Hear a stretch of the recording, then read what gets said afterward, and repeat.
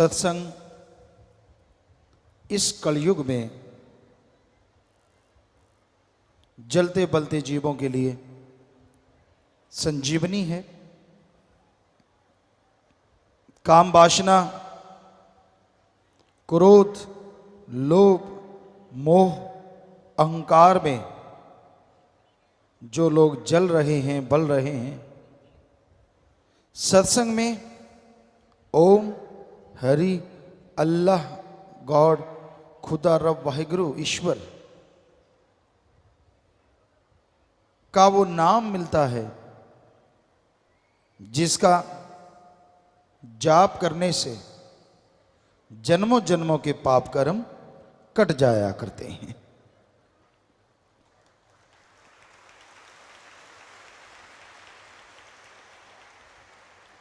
कौन नहीं चाहता कि वो बेगम हो?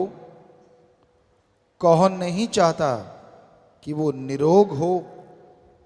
कौन नहीं चाहता कि उसका घर परिवार सुख शांति से, परमानंद से जीवन जिए? हर कोई चाहता है कि ऐसा हो, लेकिन परमानंद के लिए हर गम, दुख, दर्द, परेशानी की बीमारी के लिए एकमात्र उपाय, एकमात्र इलाज, एकमात्र टॉनिक अगर कोई है तो वो है मालिक का नाम। मालिक का नाम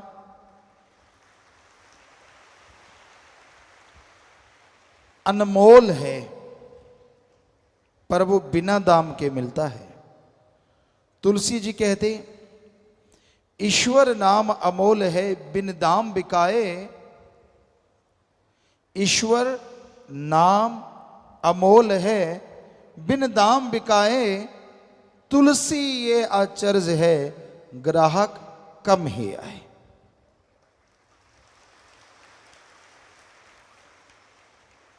ईश्वर का नाम अनमोल है, पर बिना दाम के वो मिलता है। तुलसी जी कहते, आश्चर्यजनक बात ये होगी कलयुग में कि भगवान का नाम अनमोल होते भी फकीर बिना दाम के देंगे, लेकिन लेने वाले ग्राहक कम नजर आएंगे। वैसे देखा जाए तो आज राम नाम के ग्राहक बहुत बढ़ रहे हैं, लेकिन सारी जनसंख्या का देखा जाए तो तुलसी जी वाली बात बिल्कुल सच नजर आती है। हजारों में, लाखों में, महीने में लोग मालिक के नाम से जुड़ते हैं। ये कोई छोटी बात नहीं है। दिन रात ओम, हरि, अल्लाह, वाहिगुरु, गॉड, खुदा, रब की भक्ति इबादत में जुड़ने वाले बढ़ते जा रहे हैं। उतना ही काल महाकाल जलता है, तड़फता है, और बुराई के नुमाइंदे राम नाम को रोकने के लिए लाखों करोड़ों रुपए लोगों पे खर्च कर रहे हैं कि कैसे प्रभु का नाम रुके, कैसे कोई राम का नाम लेना बंद कर दे, कैसे कोई बुराइयां और बढ़ाए, बुराई को बढ़ावा मिले और राम नाम, अल्लाह, वाहिगुरु, ईश्वर का नाम रुके। प्रलय महाप्रलय भी राम नाम ना रोक सकी। ये तो चलता था, चलता है और चलता ही रहेगा। राम, अल्लाह, वाहिगुरु, गॉड, खुदा यानी सुप्रीम पावर, उसका नाम कभी भी खत्म नहीं होता। प्रलय महाप्रलय में ब्रह्म तक लोग खत्म हो जाते हैं, लेकिन पार ब्रह्म ना कभी खत्म हुआ, ना हुआ था और ना कभी होगा। वो धुन है, वो अनहद नाद है, वो हरि रस है, वो अमृत है, वो आबो हयात है।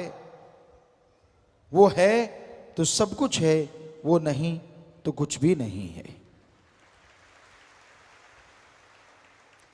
तो उस नाम से आप जुड़ो। जुड़ गए हो तो हमारी हाथ जोड़ के विनती, आप आधा घंटा सुबह आधा घंटा शाम आप जाप करके देखो, 2-4 महीने, हम आपको गारंटी देते हैं ऐसा सुख मिलेगा, ऐसी शांति मिलेगी जिसकी आपने कभी कल्पना भी नहीं की होगी।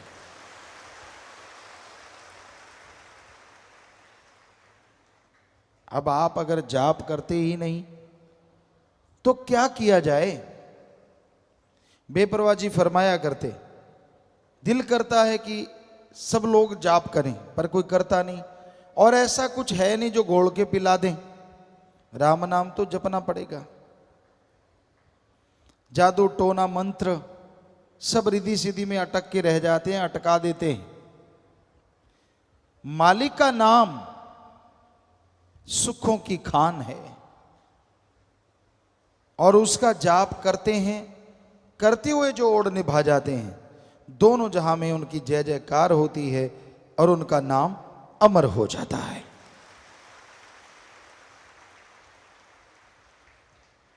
सच्चे दाता रहे पर बेपरवाह जी ने फरमाया, बचनों पे अमल करना सीखो। राम नाम का जाप करो, मालिक के नाम की चर्चा करो, और मालिक का नाम वो परमानंद देगा, वो खुशियां देगा जो अनमोल हैं, किसी भी मोल कहीं से भी खरीदी नहीं जा सकती। तो राम का नाम खुशियां लेके आता है, बदले में कुछ देना नहीं पड़ता, ना पैसा देना पड़े, ना घर परिवार त्यागना पड़े। आप घर परिवार में रहते हुए मालिक का नाम ले सकते हैं और उसकी कृपा दृष्टि के काबिल बन सकते हैं। राम नाम जपने के लिए लोग सब कुछ त्याग देते हैं। इंसानियत की सेवा के लिए जो त्यागी तपस्वी यानी ब्रह्मचारी सतब्रह्मचारी बन जाते हैं, वो नसीबों वाले होते हैं। उनकी कुलें, उनके परिवार अति भाग्यशाली होते हैं।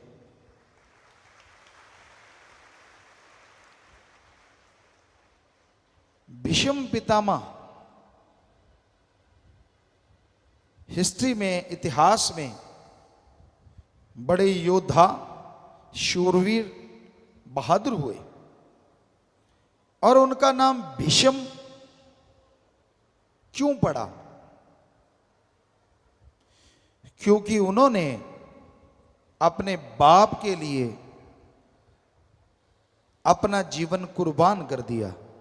ये कसम खाई कि मैं जिंदगी भर शादी नहीं करवाऊंगा, ब्रह्मचर्य का पालन करूंगा, ताकि उसका बाप शादी करवा सके और उस शादी से जो बच्चा हो वो राज सिंहासन संभाल सके। उन्होंने ये कसम खाई, तो तब से उनका नाम पड़ा भीष्म पितामह। भीष्म भयंकर, हद से ज्यादा भयंकर प्रतिज्ञा उन्होंने तो अपने बाप के लिए की।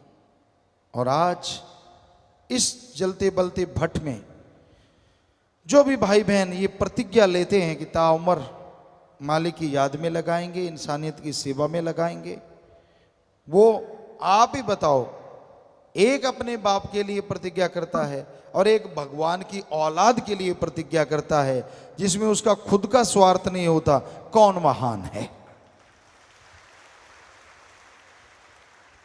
बेपरवाह जी ने फरमाया, सच्चे सौदे की फकीरी दा मुकाम बड़ा ऊंचा, यहां मिट्टी होके रहना पड़ता, शान का क्या काम। बस इतनी सी बात है, दीनता नम्रता धारण करो, वचनों पे रह के सेवा करो। अरे जीवन में वो मकाम हासिल करोगे, वो खुशियां मिलेंगी जिसकी आपने कभी कल्पना नहीं की होगी। तो हे सेवादारों, हे इंसानियत की राह पे चलने वालों, कदम कदम पे काल की बिछी हुई डोरियां, बिछे हुए जाल आपको रोकने की कोशिश करेंगे, लेकिन आप राम नाम के सहारे, ओम हरि सदगुरु मौला के सहारे, सेवा सुमरण के सहारे आगे बढ़ते जाओ तो ये डोरियां अपने आप ही जल के भस्म हो जाएंगी और आप मालिक की कृपा दृष्टि के काबिल बनते चले जाएंगे। ये कौन से जाल हैं जो काल ने बिछा रखे हैं? काम वासना है जो इंसान को बुरी तरह भ्रमित कर देता है, बर्बाद कर देता है, कहीं का नहीं छोड़ता। फिर क्रोध है, क्रोध में आके लोग अपना बहुत कुछ बर्बाद कर लेते हैं, भाई भाई को खत्म कर देता है, बाप बेटे में झगड़ा है, बहुत कुछ ऐसा होता है जिसकी कल्पना भी नहीं होती, तो फिर भी आप बर्बाद होते हैं। फिर मोह ममता, अपने परिवार, अपने बच्चे, अपनी माँ बहन बेटी, सब कुछ उसके लिए इंसान पागल हो जाता है, कुर्बान कर देता है। चाहे वो कितना भी गलत कर रहे हों, लोग बताएं कि भाई आपका बेटा आपकी बेटी गलत, नहीं मानता तो वो एक दिन उन्हें विष रूप बना देता है और खुद भी सारा परिवार कलंकित हो जाता है। फिर है लोभ लालच। लोभ है सर्व पाप का बाप। लोभ लालच यहां आया नहीं कि बाकी के पाप जुड़ते चले जाते हैं। इंसान भूल जाता है सब कुछ, अपनों का बुरा करता है। हम आपको बात सुनाया करते हैं, आज फिर ख्याल में आई। एक चोर था, बड़ा शातिर चोर, बड़ा ही शातिर, जिसे कभी कोई पकड़ नहीं पाया। इतनी सफाई से चोरी करता था कि कुछ पता ही नहीं चलता था, कोई सबूत नहीं। एक दिन बहुत धनाढ़ आदमी के घर सुबह हुई, नौकर चाकरों ने शोर मचा दिया कि दीवार टूटी हुई है, चोर ने चोरी की है, सेंध लगाई है। मालिक जागे, दौड़ के देखा, सारे अलमीरा वगैरह खुली पड़ी थी, संदूक खुले पड़े थे, एक बड़ी सी पोटली पड़ी थी। जब उसके पास गए, नीचे एक बड़ी सी पर्ची पड़ी थी, पोटली साइड में करी, उस पर्ची पे लिखा हुआ था, मैं वही शातिर चोर हूं जो किसी के पकड़ में नहीं आया। रात में आपके यहां चोरी करने आया, मैंने सारा कुछ इस पोटली में बांध लिया, हीरे जवाहरात, सोना, सब कुछ मोती इसमें हैं। मुझे भूख लगी, यहां आपके मर्तबान हैं, उसमें वाइट कलर का कुछ था। मैंने सोचा ये बूरा चीनी है, मैंने उसे खोला, हथेली पे रखा और यूं फांक लिया। ओ, ये बूरा चीनी नहीं, ये तो नमक है। मैं बहुत बुरा हूं, चोर ने बोला। चोर कहने लगा, मैं बुरा हूं, अवगुण है मेरे में, लेकिन मैं नमक हरामी नहीं कर सकता। मैंने आपका नमक खाया है, इसलिए ये सारा सामान छोड़ के जा रहा हूं। चोरों के भी कायदे, चोरों के भी इंसानियत होती है। आज घोर कलयुग है, लोग एक चुटकी नहीं, ट्रकों के ट्रक, ट्रालियों की ट्राली नमक खा जाते हैं और माया रानी जब सूंघती है, माया रानी सूंघा दी जाती है तो पल में अनाप शनाप शुरू हो जाता है। जो राम नाम के गुण गाते हैं वो राम नाम को उल्टा बताना शुरू कर देते हैं। अब खुद ही देखिए इंसान कितना गिर चुका है लोभ लालच में, हद से ज्यादा। तो ये है लोभ लालच।